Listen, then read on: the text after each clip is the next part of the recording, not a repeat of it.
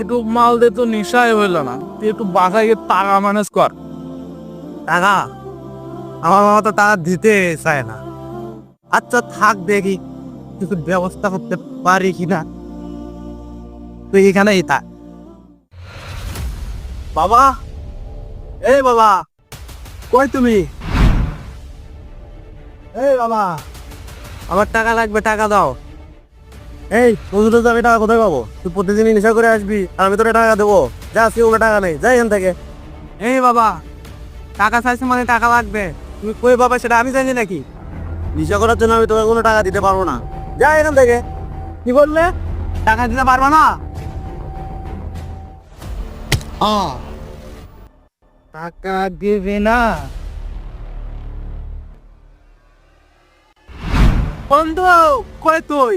বর্তমান সমাজে তরুণরা নেশা করার টাকা নেওয়ার জন্য বাবা মার সঙ্গে খারাপ আচরণ করে এবং বাসার জিনিসপত্র ভাঙচুর করে। তাই রাসূল সাল্লাল্লাহু আলাইহি সাল্লাম বলেছেন, মদ সমস্ত পাপের মূল এবং মদ মানুষকে ধ্বংস করে দেয়। তাই আমরা মদ থেকে দূরে থাকবো। ভিডিওটি ভালো লাগলে লাইক করবেন।